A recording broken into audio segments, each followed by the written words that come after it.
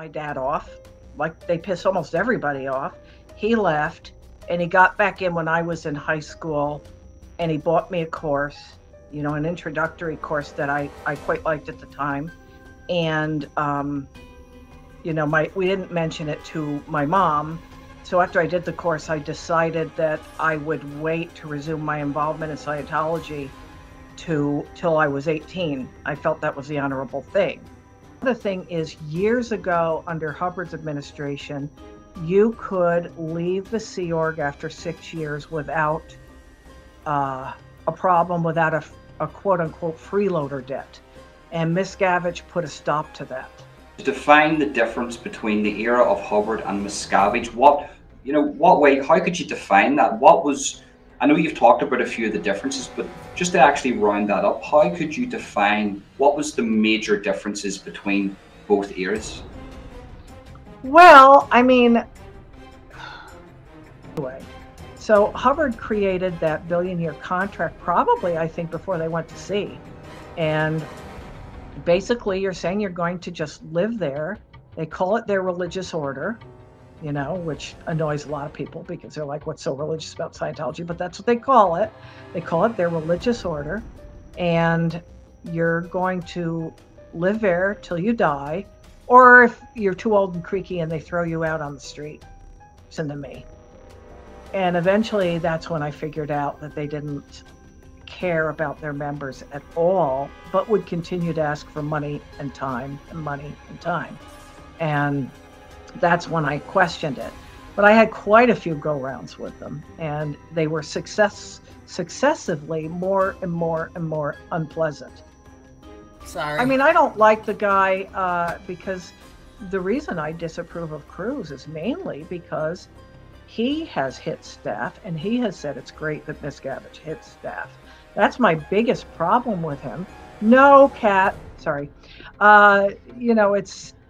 That's what I have against him. I think he was so young when he got in. The other thing that makes me feel a little bad for him is that I can't even remember where I heard this, but I had heard that he was that he was backing away from Scientology when he was married to Nicole Kidman.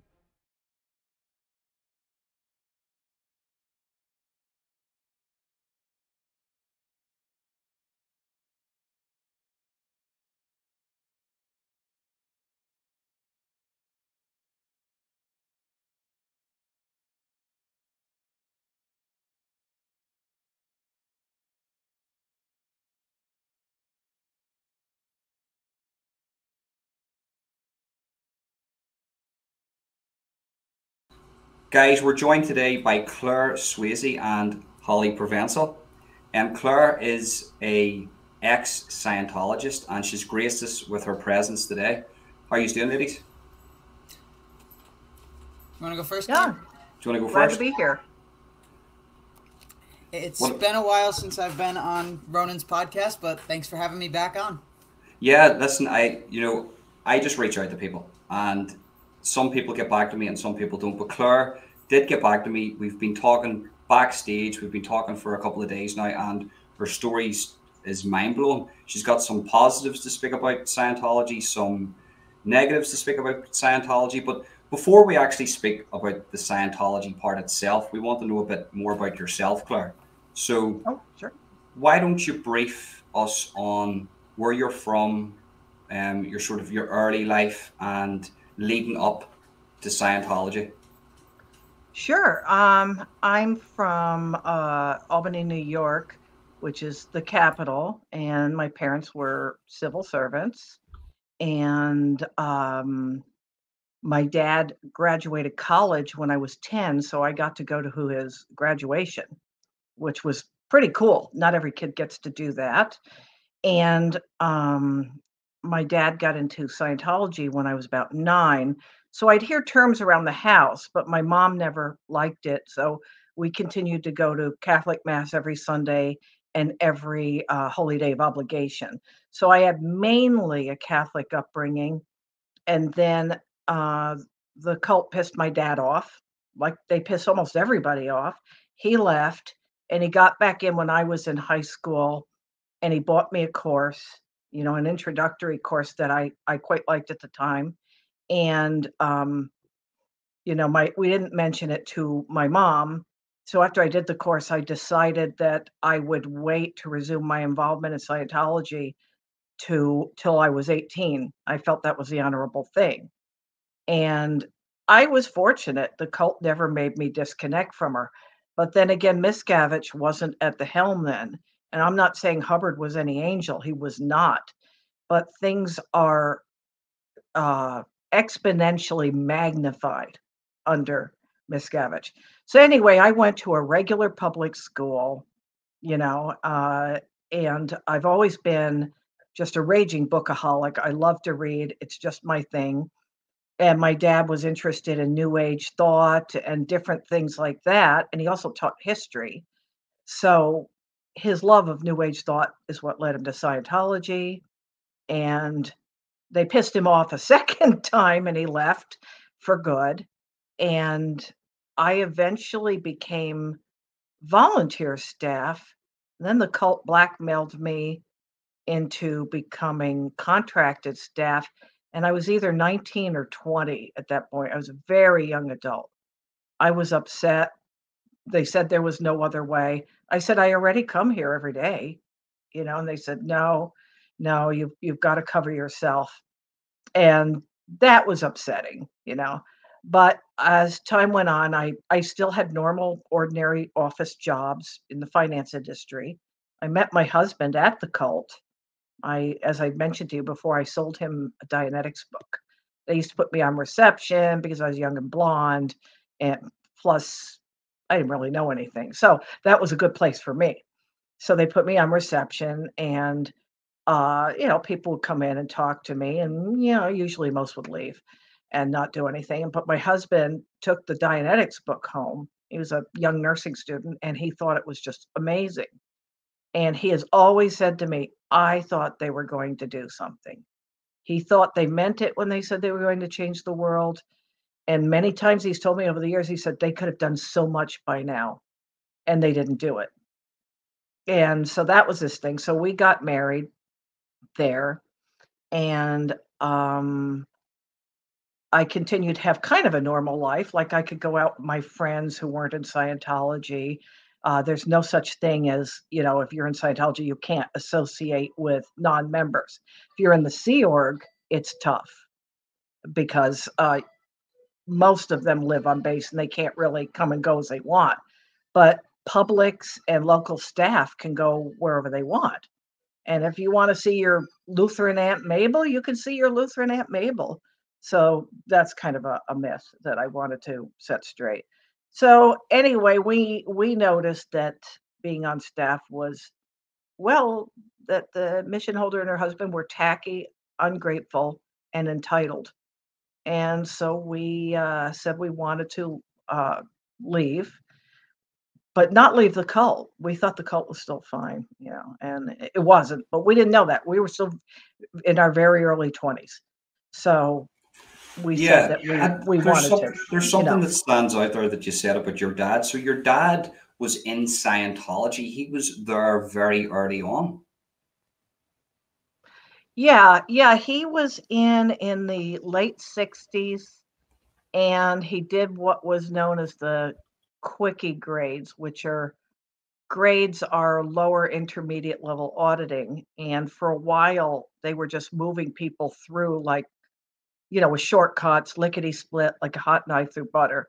And then later they're like, oh, well, we didn't do well enough and you're going to have to do them all over again. And the way the cult is they will not, they won't pay for, they won't reimburse you if they make a mistake. Something stands out. They're not Nordstrom. Yeah. The thing about it is, whenever you were explaining this to me a couple of days ago, it was like that we're calling it a cult. We're calling it, you know, a lot of people speak very negative about Scientology itself, but whenever you were speaking to me about it, it was like, well, your dad had a choice. He had a choice to be angry at Scientology. People would come in here and watch this and say, well, do you know what? You know, if you're maybe you're a member of a very religious Jehovah's Witness cult or something along those lines, maybe a far right sort of cult or one of those things, you know, those people can't leave. They're indoctrinated. Maybe they're physically restrained. But whenever you were explaining to me about your father's experiences, like he was able to get angry, he was able to leave. There was a sense of freedom within what you were saying. Would I be correct in saying that? Yeah, and it was for two reasons. The main reason being he was only a public. He wasn't even local staff, and if you're a public, all you got to do is stop showing up, except, they'll call you a lot and send you a lot of letters. And the other thing is that public still can walk out even now, but under Miscavige, there's a lot more skip tracing, nagging, threats, and coercion. And again, I am not trying to make Hubbard sound like a great guy, but it's sort of like you have a situation that's not too cool. Then somebody comes in and it goes from not too cool, or even bad, let's just say bad, to bloody awful. And that's what happened with Scientology. But it's always been easier for publics and even local staff because they go home every night. Yeah, yeah. And maybe on that note, for the people who aren't sort of aware of what Scientology is, maybe they've just briefly heard about it, do you want to explain what the difference between sort of local staff is and or public to the likes of Sea Org? Sure. It's whenever I compare it to any other established religion, people sometimes get a little upset. They're trying to say it's like that. It isn't like Catholicism, but if I was going to compare it, I'd say, look, you have Catholics who they go to church on Sunday, maybe they volunteer for certain Catholic organizations, but they go home every day. And then you have your religious orders, right? They are going to live in the rectory, the monastery, the convent, the abbey. They're going to live there. And so there's a difference right there. So in Scientology, most people you could cynically call them paying customers. I'd have no problem with that. Scientology calls them parishioners, which I find annoying because A, they're not Catholic or Church of England either, and B, they're not in Louisiana, which also has parishes. It's just stupid. But anyway, the publics are just people who are members. They pay membership dues, they take courses, they get auditing. They may even let their membership dues lapse from year to year because it's very expensive, but they still consider themselves Scientologists. Local staff, it's going to be like a smaller local branch, either a mission or an org that has introductory and maybe some intermediate level services. And those staff also don't live there. I think I'd heard rumblings of at one place that they were going to try to have a bunch of them live together, but and and when some ideal orgs have opened, they've had some Sea Org staff come and help. But other than that, as a normal course of events, what you have are people who are doing it either in the evenings after they get off work or during the day, and then they work at night because with what the cult pays, local staff can't really make a go of it. You have to have some other source of income, whether it's a pension, whether it's your trust fund, whether it's a day job. You have to, or you're living with your mom. In other words, if you were expected, if you wanted to fund a mortgage and utility payments and car payments on what C of S pays you, you could not do it. And so that's kind of the difference. And then you have Sea Org, which is actually the cult's management and administrative arm. And they sign billion-year contracts, ridiculous as it sounds. And most of them live on base. I've heard there's some exceptions, but the majority of them live on base. They can't go in and out as they please unless their job specifies it. So if you're just a regular Sea Org worker, you get a break and you decide that you're just going to go out, you're going to get stopped at the gate. And they sign a billion-year contract because they're saying, well, we're in this to win it. We're going to keep going till the whole universe is cleared, cleaned up, shiny as a new whistle, and we're just going to keep doing it. So we're going to have to keep reincarnating and coming back. I personally think most Sea Orgers, when they die and get free, are probably going to think, oh, It sounds never great. doing that again. Claire, it sounds absolutely fantastic. You've sold it to me. I'll actually want to join. If they're going to clean up the universe, like honestly, I'm not going to lie to you, right? You've just told me that they want to clean up the universe. I too want to clean up the universe. But the thing about it is, what sort of is a deterrent is the billion-year contract, because something tells me when you sign that billion-year contract, you're selling your soul to the devil, if there is such a thing. But that's crazy to think, debunk a myth for me here. Is it true, and forgive me if I butcher this, is it true that they believe that like your fingers, your limbs are like individual people? No. I heard that somewhere. I think he's referring to body thetans. Oh, okay. Well, there is sort of this story that a lot of members don't even know about because it's up on the OT levels, about a cataclysmic event and an evil galactic overlord named Xenu, and all these splintered souls end up occupying people. And that's really a hybrid of shamanism and Hubbard's crazy space alien stuff. And hey, I'm New Age. I like UFO stories as much as any New Ager. I really do. But I don't, of course, believe the Xenu story. Hubbard was taking a lot of drugs and he had some kind of crazy revelation about this. And that not only was it in his past, but everybody has it. Everybody has it. Everybody's been through the wall of fire. And that it's your body thetans. If you just say thetan, that just means soul or spirit. The body thetans are possessing you in part, they're influencing your thoughts. It would be like if the bacteria in our gut was somewhat sentient and not very rational. It's so that's what that is. But no, in general, members don't think that their limbs and extremities are separate beings. Okay, really. well then, how about this here? So before we dive into your story a bit more, because I've got tons of questions, and I'm looking, just on a side note, I'm looking at a person like yourself who's very articulate, very, very intelligent, and I'm thinking to myself, how does a person spend that length of time having that sort of higher intelligence? How did you not sort of click on to the, well, this is really, really bad, what's going on here, or was it not like that at all? Well, I did a lot of stuff in the independent Scientology field and not in the cult. Because the cult has just too many regulations. And when I left the cult, because they told me I couldn't talk to whomever I wanted, and because I saw that they didn't care about the members, and I didn't want to give money and time to a group that didn't care about me, didn't like me, didn't care about or like any other member either. So I just still wanted to pursue Scientology as a philosophy. I'm not really interested in that anymore, although I feel I learned some things about metaphysics.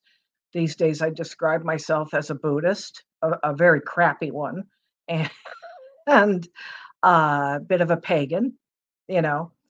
But yeah, a lot of it seemed odd, and eventually I kind of drifted away from it, but I've always supported people's right to, if they leave the cult and they're still interested in studying it independently, why not?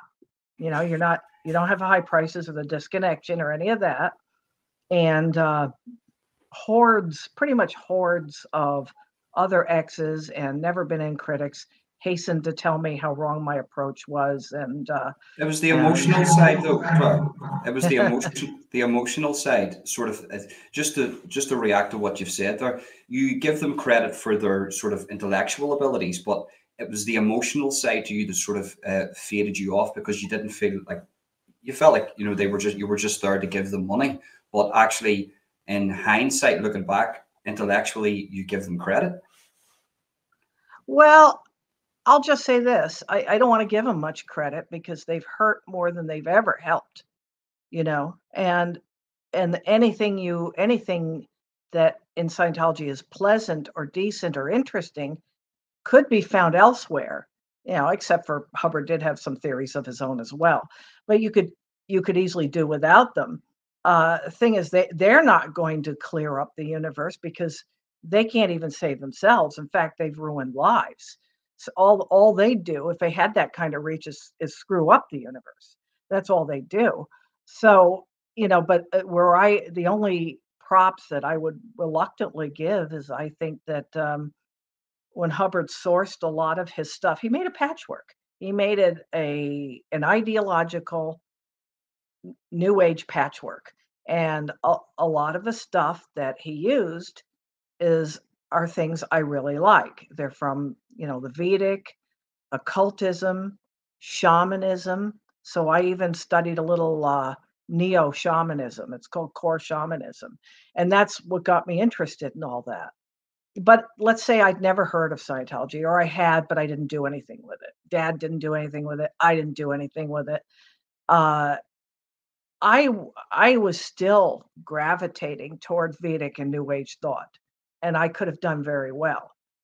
And when I think of friends of mine or acquaintances or people I've heard about who had things happen to them, like being chucked off the ship, into some filthy water, nothing's worth that. If your philosophy is so great, you don't need to do that to people. And, so these days I'm just studying these other things, and I can look at various Scientology stuff, the stuff I do like, and I can see where he got it from. And occasionally Hubbard made some good observations on his own because he had a brain, but he was out for himself even from the beginning. There's a really good book called Dianetics in Limbo by Helen O'Brien. She was active in Dianetics, which is the forerunner of Scientology, from I think 51 to 53, like really early. And she wrote about her experiences, and there's a PDF available online. And when she left, she said to Hubbard, "You're like a cow who, having given good milk, kicks the pail over." That's what she said to him. And she remained interested in Dianetic auditing till she died sometime in the 80s. And, I feel a bit like her, except I feel I don't really need auditing. And, Well, but I continue to be Hubbard's- supportive of people who want to study it independently because they're not hurting anybody. Hubbard himself, he seems to be like there's a guy in Brazilian Jiu-Jitsu and the Gracie family, and they sort of picked certain things from different martial arts and brought it into one ultimate martial art. Hubbard's a bit like that, except he didn't pick the best. He just picked a few different things that he could put together into this sort of patchwork quilt and said, this is Scientology. But as you say, maybe a few little patches were his own. But essentially, he cherry picked certain things from different ideologies, religions, scientific scientific fields, and put it together and claimed this as his own, as his holy grail, as his Bible, and this is the way you should live. The other question is, I would actually like to get your opinion on this. Do you think that a lot of this was just for to avoid tax? Because it's a religion. It went down as a religion. He didn't have to pay tax, and he made a lot of money, and he's remembered. He'll be remembered forever as long as the human civilization's on planet Earth. He will always be remembered. So, do you think it's got something to do with sort of legacy and avoiding tax? Yeah, he wanted the tax exemption. He fought for it from day one, and they briefly had it. I can't remember if it was 50s or 60s, but they briefly had it. It was rescinded, and the cult had been fighting to get it ever since till 1993 when they did regain it. And I think that was a big thing. The man had Swiss bank accounts, which he lied about. There's some interview somewhere where he mentions Swiss bank accounts, or he starts to, and he catches himself. And I had heard that Miscavige started out of the blue babbling about the gold. And the people with him said, What? What now? The gold. So I think there were a lot of financial shenanigans from day one. I do think Hubbard believed in his stuff. A lot of people disagree with me. I think he did, because I've talked to people who worked with him. And there was a guy on Aftermath who also mentioned that he believed that he knew Hubbard, believed in his own stuff. But I guess it doesn't matter, because above all, even though he believed in these things, or might have, he really believed that he should have whatever he wanted. He didn't care about staff. You know, if somebody writes a knowledge report on you, like they're ratting on you, and it's wrong and it's baloney, the cult will not help you. Their response, they have said that what you do is you go to that person and try to get them to take it back. In other words, they're never going to have your back. Right there, that's proof that they're never, ever going to have your back. And Hubbard wrote that. Not Miscavige, Hubbard. You see, that's a very good tactic within any cult, to sort of weed out the people who might be in there to infiltrate, or maybe people who are having second thoughts of being there. And obviously, whenever you're trying to create a cult, you want people to be dedicated to the cause, whether that be for malicious reasons or for non-malicious reasons.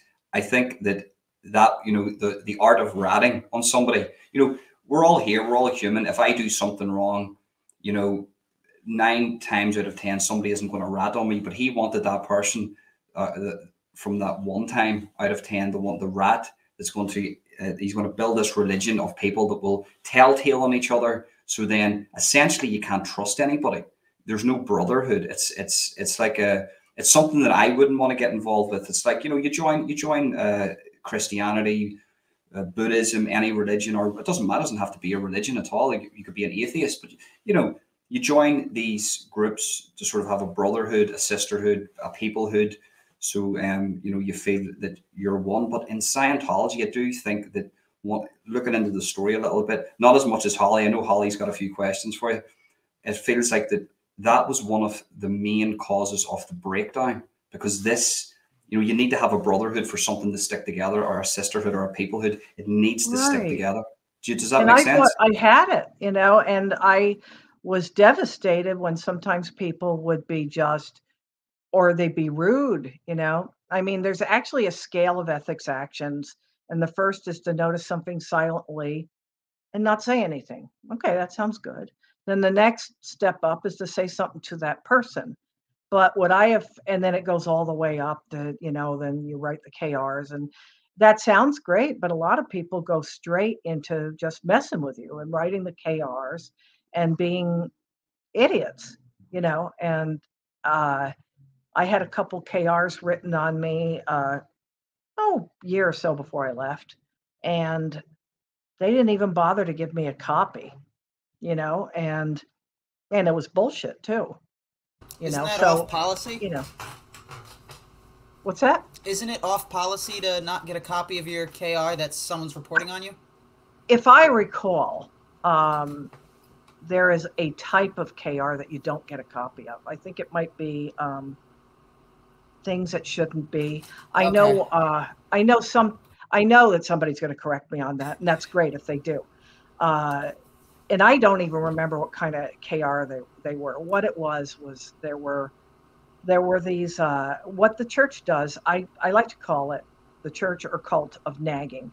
And I have a real sore spot, you can call it a button if you will, on nagging. I just hate nagging, which has made it very difficult for me in the internet age, because, you go on any site, they start nagging you with pop-ups, and I have a real thing about it. So this guy named Kevin from the local org used to call me at work, every Thursday just before 2, because their weekends at 2. Gotta get those stats up.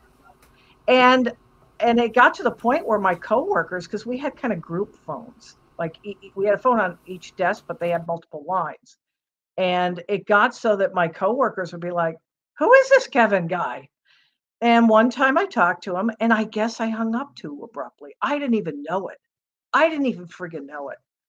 And he KR'd me. What a pussy, So this freaking pussy just KRs me. I don't get a copy. Whether it's because he did it wrong or whether it's because it's that other kind of KR, I don't know. I don't remember. I just didn't know. And then there was another lady named Tammy who used to always call and try to get me on course. And she, and I think I told her one time, look, just let me be the one to call you. Well, they won't get their stats up that way. So she called me once and she started with, I know you said don't call me, I'll call you, but, and I lost my temper. And I have a temper. And I went, I don't care if I end up in an eternity of blackness and pain. Will you just stop calling me? And I just went off on her because she's a dipshit. So she went and she KR'd me. Again, I didn't get a copy. So then I get this nasty letter from an ethics officer in the mail, and they're threatening me with a non-interbulation order if I don't come in and do ethics. And then they don't listen to me when I try to explain what happened, and in a way, the guy who was ethics officer at the time, even though he was inflexible, he was a good guy in some ways. He had a little shop down the street from me, which in Seattle, that's not common. They say, oh, yeah, I know. So he happens to have a shop down the street from me. This isn't a small town, but he actually did. And he was a good, hardworking guy. But, he was thoroughly brainwashed, a poor thing. He's passed away since. And he wouldn't listen to me. And so I had to go in and do ethics. And then I started taking courses again and things like that. But I was pretty ticked that these two chicken shits never even said anything to me. So much for the ethics scale, right? Can you just explain to the people what KR and ethics is? Because there's a lot of people who don't know what that is. So can you explain to them what that is? KR is short for knowledge report. It can be a commendation one. Those are rare because, how people are. They generally focus on the negative. All people, that's why we have the news is the way it is. People are more likely to tell you if they're mad at you than if they're happy with you. And so there's commendation, and there's a number of them. But basically, you're reporting something about the person that you think the cult needs to know. And also, and you have an ethics officer called a Master of Arms at the Sea Org, or if you're studying at a place that's staffed by Sea Org, like an advanced organization or flag, you're going to see the MAA, Master at Arms. And also, I want to add that it is a crime in Scientology, not a misdemeanor, not an error, a crime to not report a PTS situation. PTS meaning potential trouble source, meaning something's wrong. You can see right there, it's the blame game. Potential trouble source. Like you're troubled, you have a problem, but you're a potential source of trouble to the group, right? So I knew a lady at the local org, and for a while they were rooming with this Scientologist who's very much a heavy hitter in Seattle. And she was renting a room from him or something like that. He was housemate. And she overheard him on the phone, and he was super, super, super upset about whatever. And she was talking about, well, maybe I should, KR it because he needs help, and, the ethics can help him. And also, like I said, it's a crime not to report. It's not even like a misdemeanor, like teensy weensy error, The thing about it is, Claire, right? So just say, right, me and you are both in the cult, right? I know you've done something that's not desirable to the cult, right? I should report you, but I don't. Now I've done something not desirable, so we've now both committed an offense to the cult, so we're both guilty. So you will receive the same penalties that she does, purely because of the fact that you did not report it. Exactly. And it's contradictory anyway, because they supposedly have this ethics scale where the first thing is to just notice it, not say anything, and then the next one up is to say something. But then they go, well, if you don't report a PTS situation, or SIT, Scientologists love to abbreviate everything.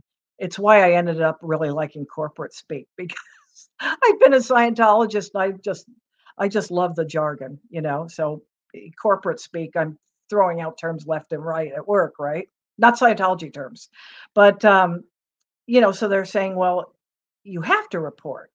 And then on the other hand, no, you don't. It gets into, have you ever heard of, with some Christians, the scripture quoting game, where they just quote Bible verses at each other and they kind of whap each other over the face with it? Well, Scientologists do that too. But the problem is if you have a staff member, an ethics officer, an MAA, you can't give them any pushback. You can't talk to them. You know, you can't say, well, wait, this isn't right. They're not going to listen. I've only had a very few who did. Uh, I've had a couple who actually felt ethics was there to help people and they actually listened, but that's kind of rare, you know? It's really rare. So another, I know Holly's got loads of questions, but there's one question that that I really want to ask, right? Did Scientology help you in any way? And did, if it did help you, did it outweigh the negatives that were going on? Well, in the beginning, because I really liked the real basic stuff. I really liked some of the courses and some of the auditing, and that was extremely helpful at the time. But it is a, you know, it is, even when it's good, it's a 3 steps forward, 2 steps back situation, because so you're feeling all great from what you studied or what got audited on you or whatever, and you're just like happy as a little bee, and then they will come and just mess with you, especially if you're on staff. So anything that was nice kind of gets undone, you know, by the way they're treating you. So I got something out of it, you know, and I met my husband, and that's good because there's nobody else who would put up with me. So, you know, that worked out. That totally worked out. But it's really it's kind of almost 50-50. I mean, because the thing is I didn't experience what some of my friends in the Sea Org did because I was never in the Sea Org. But I have extremely sour and bitter memories of my time on staff, even though it wasn't Sea Org bad. It was still pretty bad, and I can definitely tell you some stories on that. I think that was the part that made it the worst. You know, that made me say, you know, I really shouldn't have been in ever. I was because of just how I got into it. And then after they expelled us the first time, we pulled back a bit, and that made us not see some of the bad. It kind of worked against us, if you know what I mean. So when you get immersed in it, then you see, you know, the effrontery, you know, and then when you come back and, you know, when you're not immersed in it, you're not going to see as much. And there are things that people who really got, you know, deeply into staff, joined Sea Org, or did a lot of services at Flag even, they can point out many, many awful things. Well, that's a question. That is a question, and I know you want to sort of move into the sort of the darker side there. You sort of touched on that, saying that you've got many stories to do with, you know, the negative. I don't really like starting off with negatives. That's why I started off with a different type of question, because I understand that there's many negatives to that. But you know, we'll get into that now, and I think it would be good to sort of understand the real dark side. As you say, you have stories about that, and if you would like to talk about these stories, that would be great. Yeah, and you know what I liked was some of the metaphysics and some of the drills. I thought they were great. I still think they were beneficial for me, and that's what I got out of it. You know, but I didn't necessarily have to get that from Scientology, you know? Yeah, and you know, before we get into those stories, there's I suppose it's 2 questions just to keep myself on track here, because there's so many. Is, you know, can a person go from local staff to Sea Org? Can they work their way up? Because when me and Holly, we had a chat a couple of months ago about this, and it was very hard for me to understand. Holly understands it. My head was just blown. And can a person go from staff to Sea Org, or do you need, in my opinion, reading through it, you need like lots of money to get into Sea Org? It's one of those things. Is that if you go from staff to Sea Org, is that like moving up the ranks? Are they what? Not necessarily. I mean, not really. You know, your local staff contracts are going to be 2.5 or 5 years. I've even heard of 10 years, but they're, you know, they're relatively short. They're certainly not a billion years. They're not even like lifetime. And you can join the Sea Org with no money. Personally, I think they should have money because you get such a small stipend from them in addition to your room and board. And friends have told me there were many weeks where they did not even get the stipend. Okay.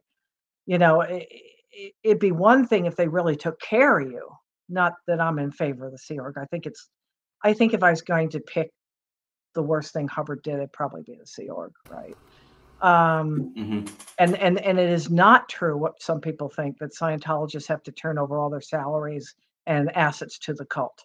I mean, the cult, if they know you have money, they'll try to get it from you. Yeah, but there's no like, okay, I got my paycheck, I gotta give it to the church, or my grandma left me some money, or I own my house free and clear. Yeah, I got to turn that over to the cult. That's not true. That's never going to happen. But and Sea Org, well, whether you work your way up through the ranks, they're like any other org. They're going to break all their promises to you. The only people who really progress much up the bridge, you know, the steps of the enlightenment and the courses in the auditing, are the people who are going to be auditors, because you cannot audit OTs unless you were an OT. So they need to get you up through OT, and they need to get you up through the training side of the bridge, which would be, beyond class 4, which a class 4 can audit somebody on all the grades, which are very basic processes. You know, they're very basic. I found them pleasant. You know, if you're going to be able to audit somebody on the L's, which are not OT levels, they're kind of off to one side, very expensive. You have to be, well, there's some class 12s. There aren't very many, but there are. So, or if you're going to be case supervising, where you review folders and session notes, you have to be that level of the people whose stuff you're reviewing. So that is pretty much the only way. Otherwise, let's say they put you on scut work as soon as you join. Let's say you're done with that, and you're not going to be an auditor or a case supervisor or anything like that. Well, you'll get a lot of training on policy at best. Admin, as they call it. And that's it. That's what you'll get. It is not a good way to go up the bridge. Plus, it's grueling. They don't give people enough sleep. Sometimes they don't give them enough food either.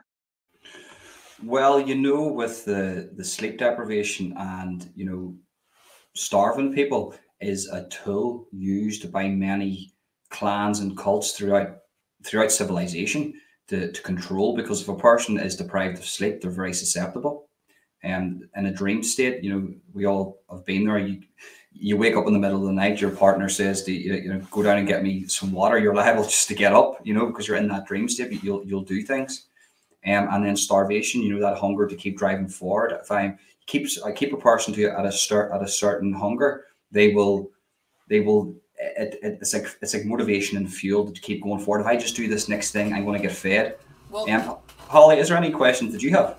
I didn't have a question, but I did want to say with the whole hunger motivation thing, when you do get that stipend, if you're not getting fed well in the Sea Org, which you usually aren't, and if it's especially a low income week or whatever, you're getting rice and beans, and then God forbid you're on the RPF, you're getting fucking table scraps.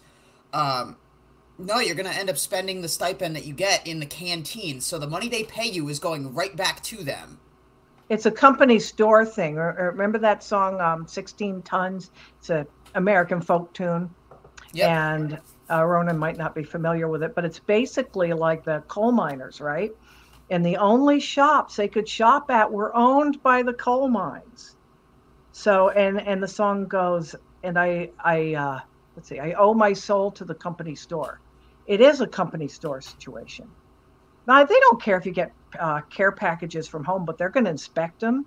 They're also going to go through their lockers and stuff looking for contraband, which is like cell phones, you know, and it's, so it is wise for Sea Orgers to have a bank account with some money when they go in for that reason, if for no other.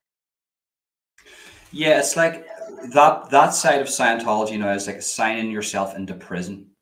You're now in prison, and you're buying It from is. you're in prison. And I think that would be, touching on that a lot of people who would have joined that would have had, looking at it now, would have been suffering from mental health issues, maybe low moments of their life. And it seems like they preyed on people, that just wanted to better their life. Maybe a lot of people, maybe kicked out of the home. There was a lot, back in the day, if you think about the time frame, there was a lot of people being kicked out of their house because they were gay, maybe they were different from the normal population, and they weren't accepted. And a lot of these people were homeless, and maybe they weren't, and they just wanted to join like a brotherhood.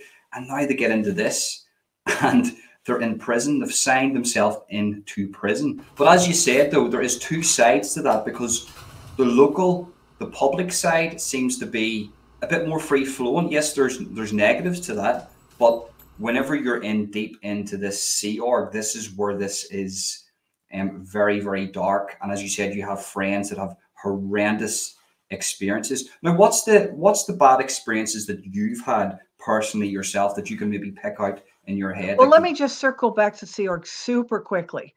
Every member gets approached to join the Sea Org. Whether they're eligible or not, they're at least approached, as are teen children.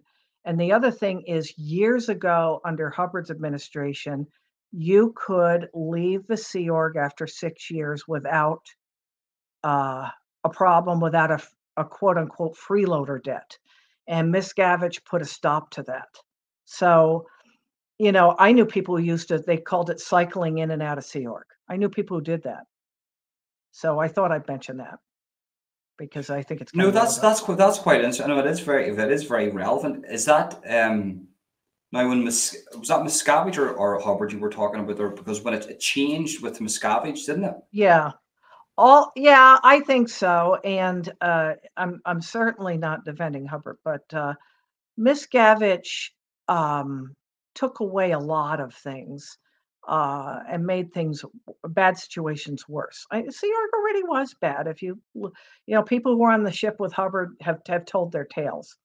But I think it's a little bit like the FLDS, which is a spinoff of the LDS Mormon Church. You might have heard of Rulon and Warren Jeffs. They're worse than Miscavige in a way, although it's not for lack of Miscavige trying, right? As far as I know, Miscavige has never raped a 12-year-old. So they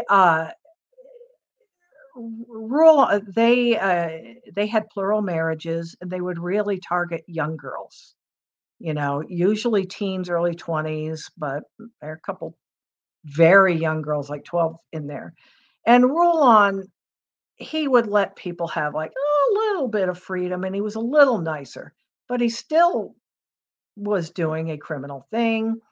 And he died, and his son took over before he died, and that's Warren. It's very much like a Hubbard Miscavige situation. And Warren, anytime he saw anybody taking pleasure in anything, he would cancel it. He told people they couldn't drink milk anymore. Okay, a nice cold glass of milk, man, that's one of life's pleasures, unless you're a vegan. He told the girls they couldn't ride bikes anymore because I don't know, they might have an orgasm or something on the seat.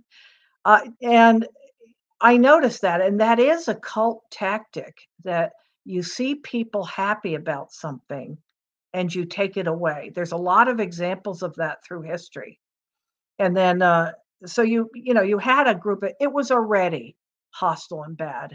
And all the little offshoots that weren't even captained by the Jeffs family, all through Mexico, South America, they were really bad. But it's a perfect analogy for the Hubbard Miscavige dynamic.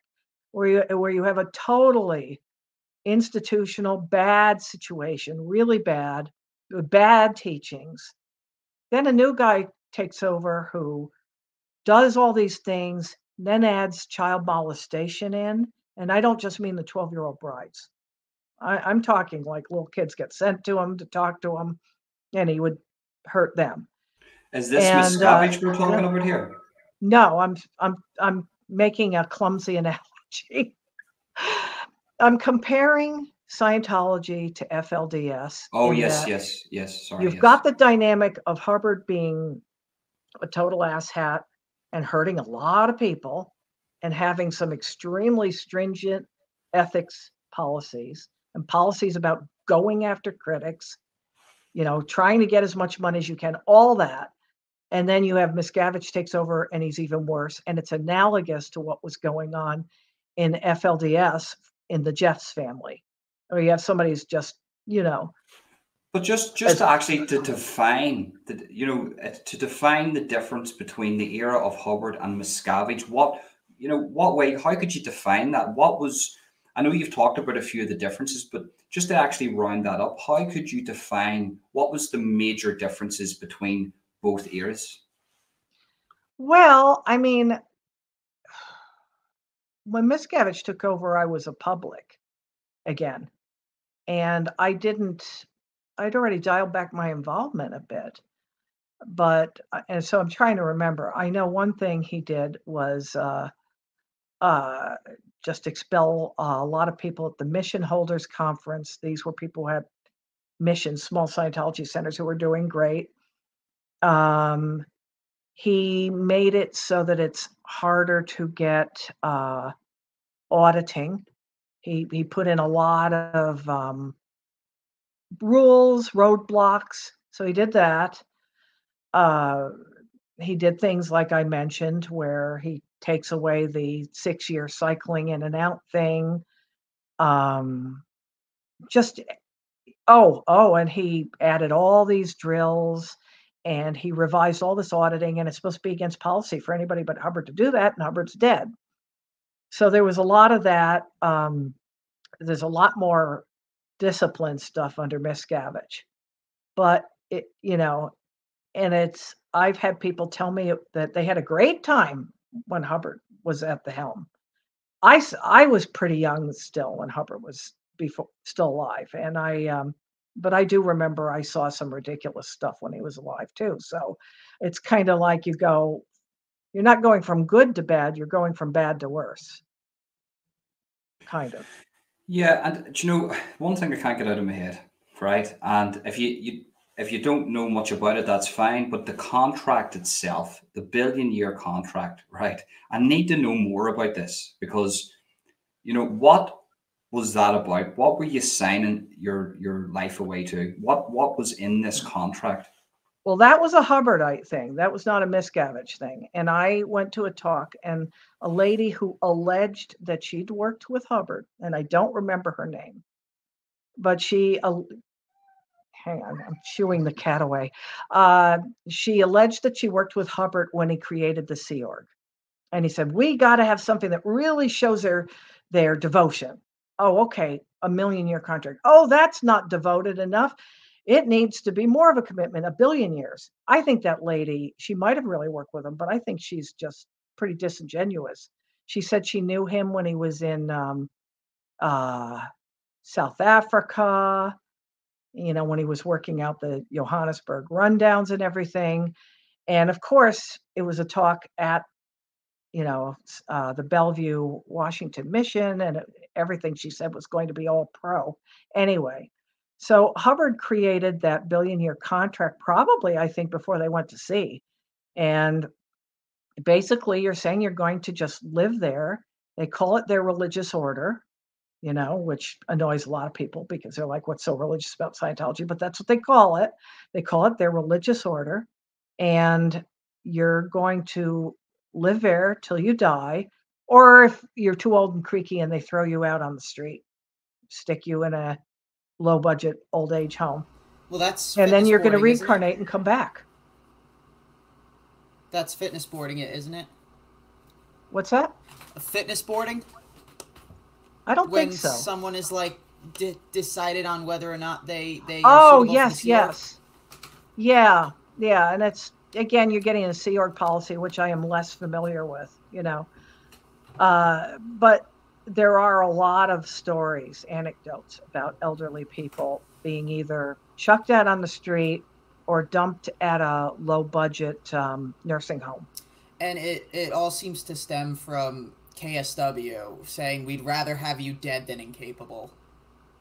Yeah, I think they just think these people are in the way and we can't get any work out of them, you know, Do because you know, they didn't care about any of us. on that note, right? We can say that about Scientology. We can say that about how they treated their elderly. But you know what? In today's society, a lot of people, a lot of societies, a lot of governments treat their elderly the exact same way, which I think is an absolute disgrace, because these people, at the end of the day, whether it be Scientology, Christianity, atheism, it's all in society, and they built the past and they built the future, so they should be looked after. And you know, it's that isn't just for Scientology. I'm seeing that all over. Maybe it's not happening in America, but it definitely happens here in Ireland, where old people, and not even old people, but people who just, you know, maybe they get sick, they're maybe even 50 years of age, they get sick, maybe they, you know, they're just cast to the side and nobody really gives a shit. I disagree with it. I think we should look after our old people a lot more, especially the elderly, because they built the, that's where we got our history from. That's who built the houses that we're staying in, and that's who looked after us. That's who helped us be born into this world at the end of the day, you know. And that's not just for Scientology. That's all over, and that's the thing. A lot of the cult of the world has adopted, really, hasn't it? And it's such a shame. Now, why did you leave Scientology? What was the process of leaving it fully? Well, when I left for good, that led to my second expulsion, and I said, "Well, you can't really expel somebody who's walked away, you know, it's like firing somebody who quit." I was on the internet and, which is allowed, but I found critical forums, which is not allowed. There's no Hubbard policy, but then again, the internet wasn't very, much of a going concern when Hubbard was still alive, and they kept hauling me in to the local org because OSA, which is like their secret police, security, legal arm from LA, kept telexing them. She's at it again. She's at it again. And I said, and then I would go in and I would give them all these quotes from Hubbard, like, you know, that you can communicate with anybody you want to. And they didn't want to listen to me. And eventually that's when I figured out that they didn't care about their members at all, but would continue to ask for money and time and money and time. And that's when I questioned it. But I had quite a few go rounds with them, and they were successively more and more and more unpleasant. And at the time, they were monitoring the hell out of this one discussion group. It's pretty much defunct now. It was on Usenet, was called Alt Religion Scientology. They'd even tried to obliterate that group, get it scrubbed from the internet. And they brought in a lot of critics, and it actually made some computer tech magazines at the time. So they earned themselves nothing but more critics, which is generally what usually happens with them. They're still So I dumping walked spam on away. that to this day. What's that? There's now it's Usenet was bought by Google and now it's Google Groups or whatever. They're still dumping spam on alt religion Scientology to this day.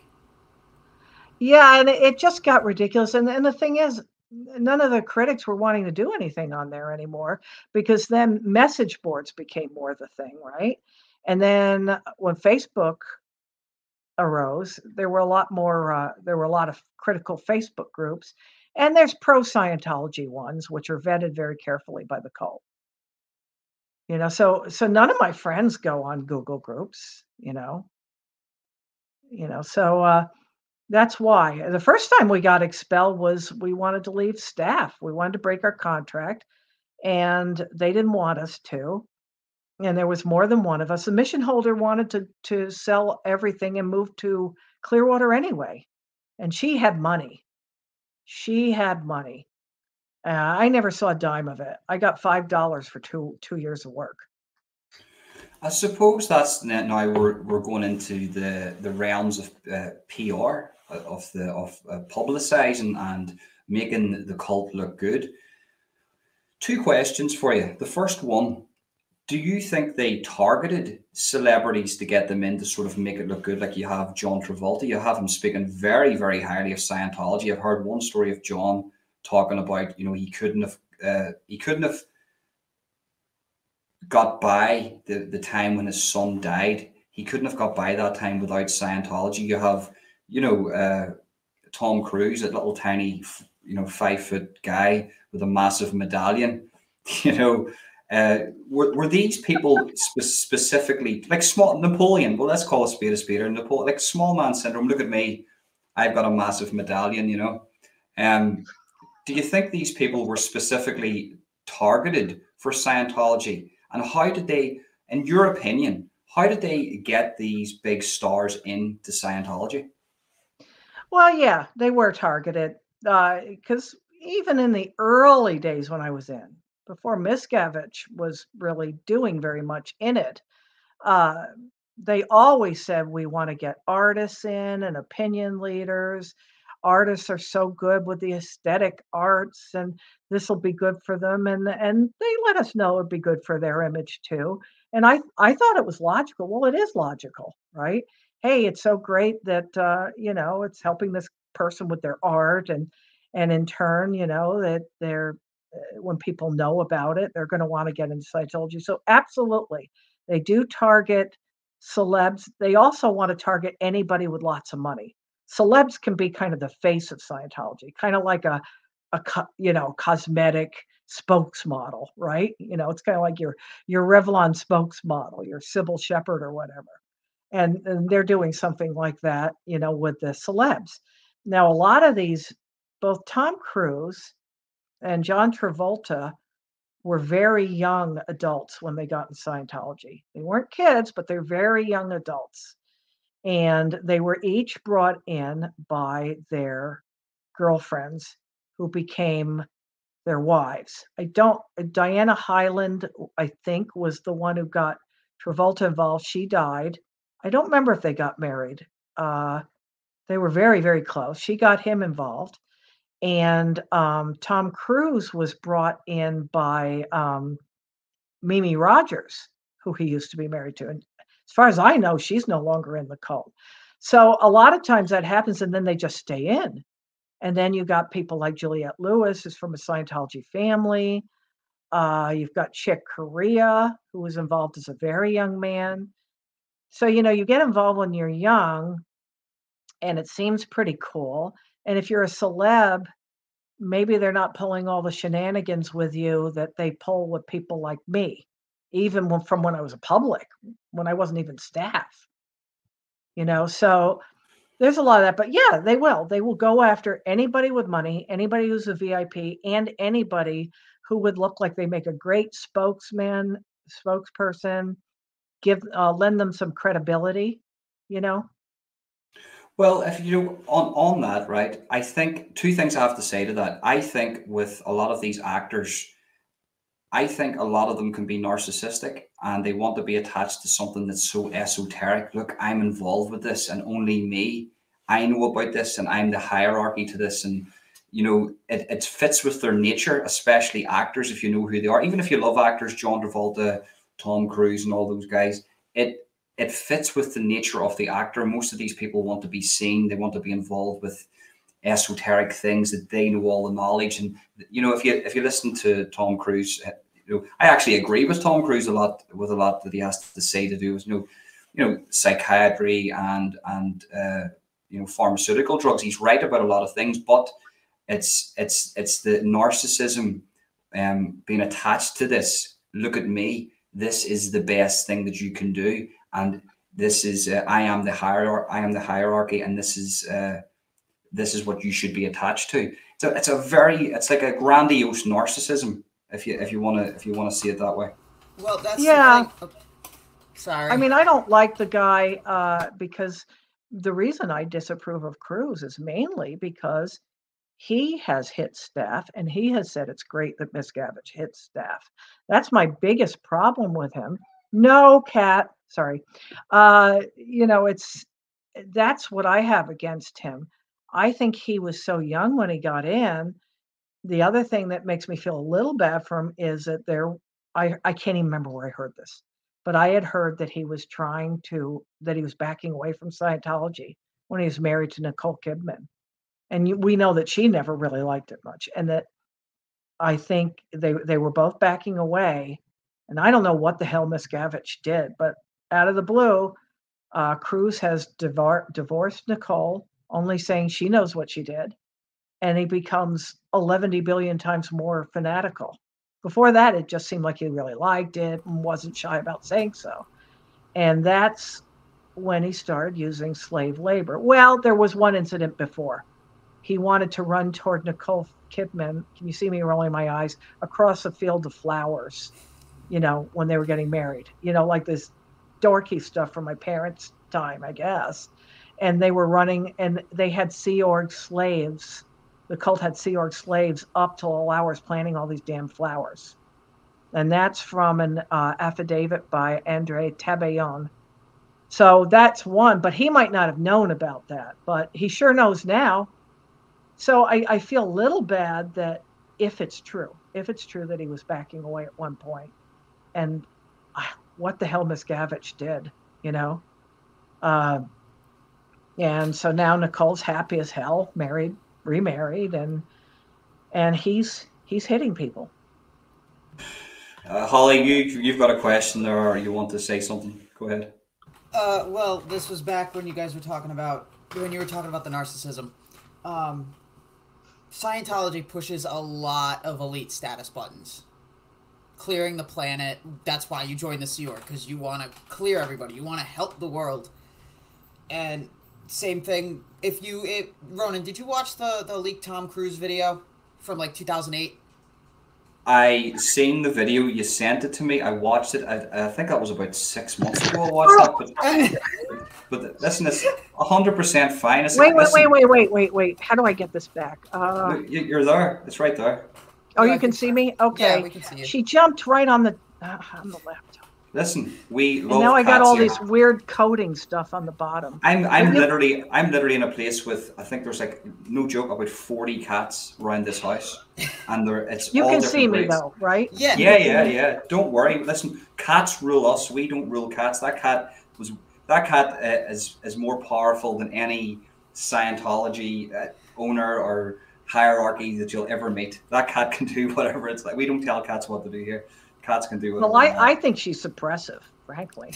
Yeah. Just kidding. I was going to say, if you got code at the bottom of your screen, press F12. I think it gets rid of it. I think it's a shortcut for it. Let's see. Well, I'll just leave it. I don't have my reading glasses on. No, I'll just leave it. I can't really You can see me. Here. Yeah, but that video, if you remember, I don't know if you got to that point, but he says you go and see an accident and you go in because you know that you're the only one that can really help. Right, Yeah. and that's flippin' stupid, even according to Scientology, because he's talking about giving either touch assist or nerve assist. And telling it the says, medics right? to shut up. What's that? Telling the medics to be quiet so the person doesn't get an engram. Well, they would still have the engram, they just wouldn't have word content. But the thing is that I was taught, well, the Hubbard reference says that it's assists are only meant to promote healing that's already taking place, as in the person already saw an actual doctor, and the assists are supposed to be given to somebody who's already, his foot's already in a cast, or he's already taken the antibiotics, or whatever the hell it is. So when I heard he said that, and I'm sure he said it, I thought, Jesus, what a douche. Yeah, because it's not what I would do when I was still in the cult. I was going somewhere to pick up my husband. My husband was in the reserves then. I was driving longish distance to go pick him up. And I saw a car on the side of the highway, and this lady slumped over. And I didn't have a cell phone back then. And I was like, what did I just see? And I couldn't go back. You can't circle back on a highway. So rather than do anything else, like go on the exit and then turn around and whatever, I went to a payphone and I called, 911. Now I was talking about at work, and I didn't work with Scientologists. I worked with just plain people, and they're like, "Well, why didn't you come and help her?" I said, "In the time I'd waste trying to help her, and I'm not a doctor or nurse, that could be time she needed to like keep from dying, time in which I could have called actual paramedics," which is what I did. So that was pretty funny. They weren't even Scientologists. They're sounding like friggin' Tom Cruise or whatever. Yeah, but that's the thing, isn't it? People will be people. And that's, the psychology to all of this really interests me because I think given the chance, would, if Scientology never existed, could a person create a Scientology like cult today? Maybe they could. Maybe it's possible because, it's the psyche of the people that gets drawn into it. That's why we're talking about it now. That's why Holly's interested in it. That's why I want to know more about it. Do you think that the birth of social media killed Scientology? Well, there were already a lot of protests before social media. I would say it's more the internet age has done a lot. And keep in mind too, I was in Scientology when the internet was a gleam in the Army's eye, DARPA, I think it was, right? And I saw even then, and this dates me, so now I can't lie about my age to anybody, right? This dates me that I would say more than 9 out of 10 people who got into Scientology left it. Even then. Then the internet came about, and by the mid 90s, a fair number of people had it. And by the late 90s, yeah, more and more people.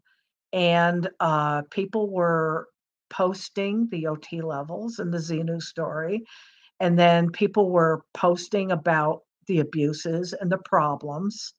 And that was what got me out. I by accident, I found a forum, the one I mentioned before.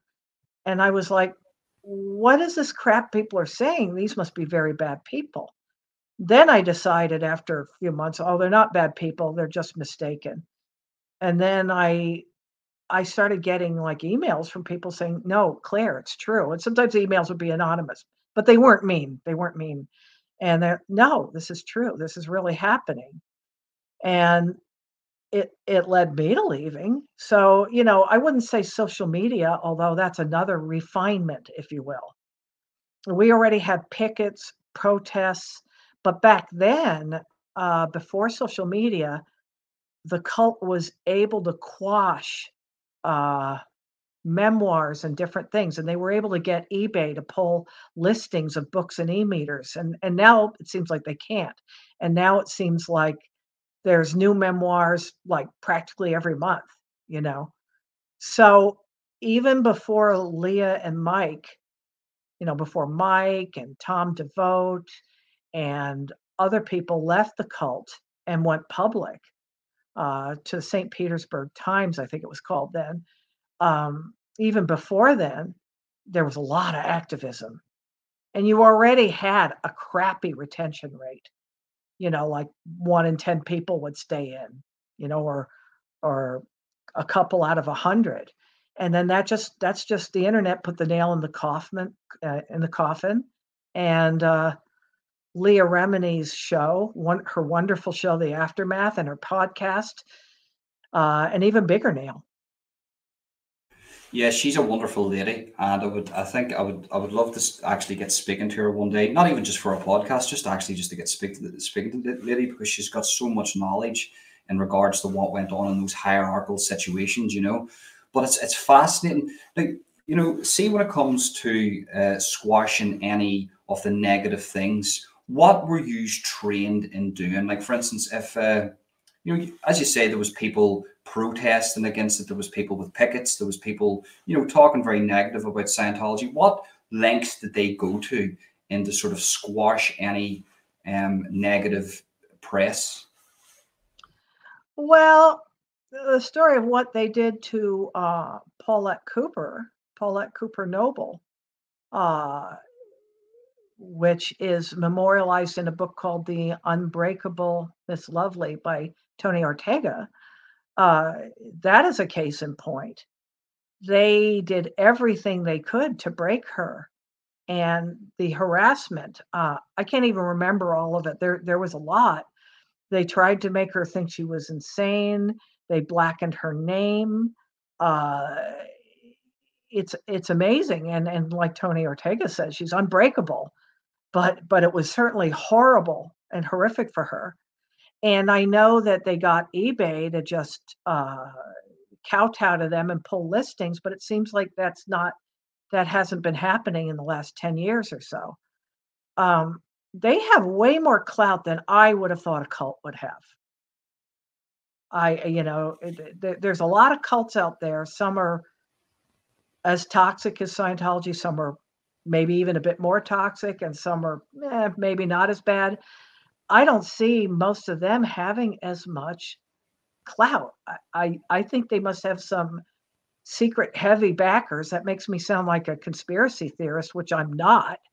But I am a conspiracy theorist. I'm one of the biggest conspiracy theorists you will ever meet, but a good one. I'm always open to debate. I'm always open to be wrong. For me, everything's a conspiracy. If you lived in a place like Ireland, you would everybody, even the most liberal of people here, are conspiracy theorists. Trust me on that. But it's interesting to see that the lengths that they'll go to sort of squash all these mad rumors about Scientology. It's policy. Yeah. It says to do that. And it'll always work because we're the good guys, will always win. And it's called I keep trying to say the name of the pop song Blood Sugar Sex Magic, which is not it.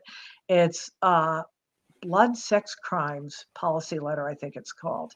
And it's all the stuff that you do to critics. I was gonna say I can actually look that up if you guys want. Yeah, work away, Holly. Yeah, listen, if you whatever you want to do, if you want to get certain things up, that's fine. Where do you think Scientology goes from here, Claire? Where do I think what goes from here? Scientology? Where do you think it goes from here? Because well, actually, I'll rephrase that question. So, we've heard about them inflating numbers, and that it was once it was a force to be reckoned with, and but now they're actually the information that they provide for us. They've had to inflate their numbers of the people. Yes. Where does Scientology? We know the cat's out of the bag now. We know that it's a farce. We understand, and that they have to inflate the numbers to sort of make themselves look big, because as was talked about, it's basically, it's full of narcissism. They want to be bigger than what they actually are. But where does Scientology go from here? How does it? Do you see a resurgence? Or do you see it just dwindling out and never to be seen again? I'm amazed it's still around, and what they're doing is just milking the faithful, the richest faithful, but anybody they can get for money to keep going, which is probably put in so many offshore accounts. They're not ever going to get a resurgence of like it was during the 50s and 60s. A lot of hippies used to like Scientology because they didn't use the term New Age back in the 60s, but that's basically what Scientology would be called if it was just getting started now. Maybe still evil and whatnot, but New Age. I can't see them ever getting a resurgence. And Miscavige is only a couple years younger than me, than I am. He's not going to be around forever. I'm amazed that there haven't been any more raids. There were a couple raids in the 70s. But there was the FDA raid in Washington, D.C. There haven't been any now lately.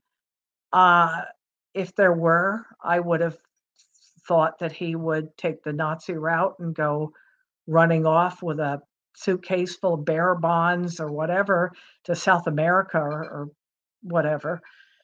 I'm sure he has some very powerful friends, but they're never, ever going to get a resurgence where your average Joe is going to go, wow, this is so great. I know like Est has rebranded itself as Landmark, although it's not really fooling very many people, I don't think. I don't think Scientology can because there's all these policies about how you can't do that. Of course, Miscavige has changed a lot of policies, which theoretically he can't do, but he did it anyway. But they're never going to. I mean, like you said, social media, the internet, all that. It's really, really just putting the kibosh on the cult. Well, here's one for you, Claire. Right? How about there is a massive asteroid hits Earth. We're all wiped out, and the only thing that's left is the Church of Scientology. Now, thousands of years from now, hundreds of thousands of years from now, they find the Church of Scientology and they say, well, this must be the religion. And then there is the resurgence of Scientology. And this is what I actually believe. I actually think that, if you look at all religions, right, if you look at the religions today, they've all got culty vibes. They've all came from things, what's the difference between a cult and a religion? Well, the leader's dead in a religion. In a cult, it seems to be, the leader's still alive. So this is the thing, resurgence. It just takes one thing. It just takes one thing to get your luck in for these religions or cults, if you want to call them, to have a resurgence. I mean, Janja Lalich, if I'm saying her name correctly, is a cult expert, and she published a very good list of what makes a group a cult, different things like isolation and whatnot, and I had a friend once say to me, look, I'm Lutheran. I can question, I can talk to my pastor. You can't. And he actually was right. Of course, freedom of speech has always been near and dear to Lutherans since their origins, right? I don't know. See, I think if Miscavige wasn't around anymore, asteroid or no asteroid, have you ever seen crabs in a tank and they're kind of all crowded together and they're fighting each other to get to the top? I think it would be like that. And I think it would be a lot of idiocy. And I just don't think that they'd have to have somebody as aggressive as Miscavige. Yeah. Whether the person was nice or not, which they probably wouldn't be. If they were left just with well-minded, well-meaning people, all that's going to happen is no two people are going to agree on the way it should be. And you could never, ever have a functional Church of Scientology without ditching a lot of policies, and nobody would agree on which ones.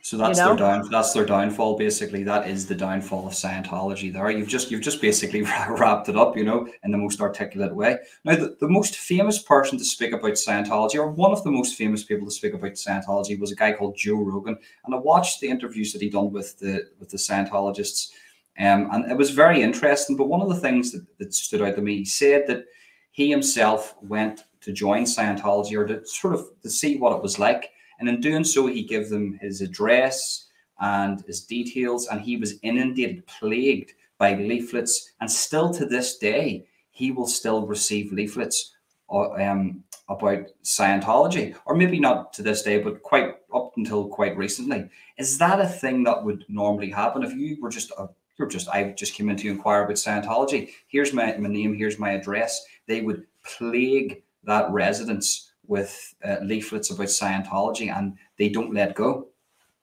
That's true. And even if you stayed in, you become a member and you like it, or you don't like it, but you're a member, they're still going to disseminate, spread your information to other orgs. I used to get junk mail from orgs I never even had ever heard of, had never set foot in. And the only way I hated the junk mail. My husband used to say, hey, if we just had the money they'd spent on all this crap, we could buy a course. So I had a P.O. box that was near where I used to work. And then I moved. My job moved to another local city, and I moved house too.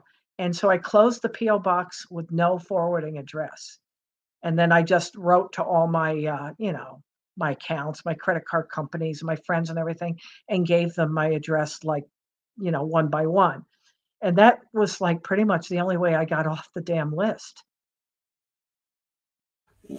Wow, I mean, like that's crazy because the only thing I can relate that to, and it's nothing like it, is the Jehovah's Witnesses over here. If you give your name to a witness, I We mean have they, them. I mean, you mean no? I'm blacklisted. They don't come near my house because I would actually invite them in and destroy what they're saying to me. I'm not joking. You're right. They've actually put a black mark over my house. Do not go near that guy's house. They came out. They came in one day and they said to me, I says, I just got one question for you. I goes, I will join your religion, but would you let my son have a blood transfusion if he needed it? And they said no, because it's God's will. And I said, well, God gave you a brain to make medicine, to give blood transfusions. So you would let that child die? He goes, well, the child wouldn't die. And this is what they're like. This is what these cults are like. They're just, they'll, and that's our version of Scientology over here. And they've just blacklisted the house. So it's the same with Scientology. It seems like it's even worse. They would actually take that level of abuse just to get your time because there's a chance that you might join. There's a chance they might Yeah, get your money. we all had to send letters. They're called CF letters, stands for Central Files. And we all had to send them. And I'd sit there going, I don't know what to say to this guy. And that's why the letters sound so inane. It's somebody who doesn't know you. They're told they got to sit down and write a stack of letters. So sometimes somebody will write something really silly because they're sitting there, I don't know what to say to this guy. I mean, God. And I think, How are you? You showed some interest in block course 455 years ago. How's that going? So I found the policy. yep. Do you want to share that to the screen? Yeah, give me 1 second. Let me just open it in a separate window. I didn't find it in my volumes, but I did find it online. Yeah, you can work away, Holly. You can share this to the screen.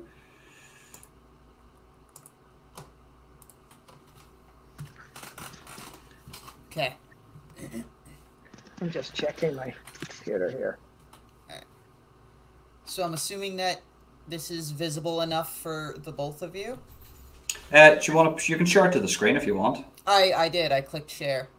Oh, let me add that to stream. Is that okay for you now? Yeah.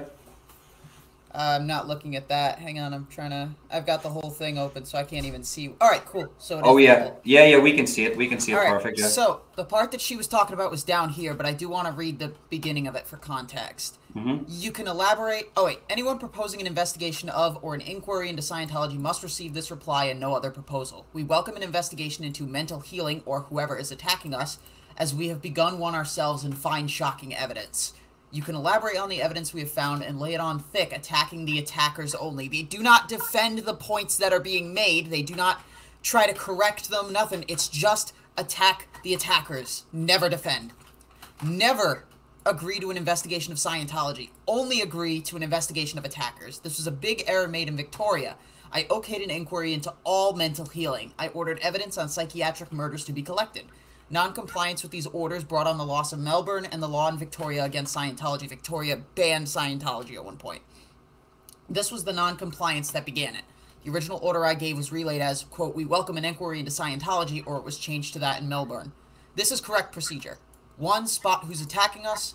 2, start investigating them promptly for felonies, or worse, using own professionals, not outside agencies. Talk about a bias. 3, double curve our reply by saying we welcome an investigation of them. 4, start feeding lurid blood, sex, crime, actual evidence on the attackers to the press. Yeah, that's the one. Wow. Been a while since I read it. Can I just say something before? So basically, their form of defense is attack and make lies up and try to dig up so much. So if I'm attacking Scientology, they will drag my history out into the open and discredit me in any way, shape, or form. That's absolutely wonderful. And I actually admire their level of persistence in defending the religion. I'm not going to lie to you. Yeah, they even have a checklist. Somebody shared it with me. A couple people did a long time ago. And it's a checklist of all different things you look into when the person's an enemy or potential enemy. all different things. It reads like some kind of FBI fact sheet thing. And there's policies that only OSA staff can see. Which so the only time I ever saw them was when somebody posted them, and I think I've only seen one or two, but there's a bunch of them apparently. I've never been OSA. Yeah, and you know, I think what we've spoke about today is fantastic, and we're up to the hour and a half Yeah. recording, and I think for the retention of the audience, that's a perfect timing. And I would love to do a part 2 sometime talking about individual topics. If you would like to come back on, that would be great. Yeah, I'd like to, because we ended up, there's so much to cover that I didn't Yes. really go into my experiences on staff, and I wouldn't have minded doing that, but I think it's been a great talk. Well, do you know, the next time we will just do a full podcast on staff, no other questions, because it's very interesting. The whole thing's very interesting. You have a wealth of knowledge. It was an absolute honor to get you on the podcast. And Holly, thank you very much for joining us. I mean, you're the girl who comes in here and basically can bring the stuff up into the screen. I could not do that. I couldn't read the stuff like that. I wouldn't even know what to do. So thank you very much for joining us, Holly. Is there anything else you would like to say? I really appreciate your having me on, and let me know when you want to do anything more. And so nice meeting you. And nice to see you, Holly. It was good to see you too, Claire. The pleasure is literally all mine. That is the end of the podcast. Thank you very much for tuning in, guys. I appreciate all of you. Remember, smash that like button, subscribe, hit that notification bell, share on other social media platforms, leave a comment and tell me what you think. Keep it nice, keep it clean, keep it respectful. And peace.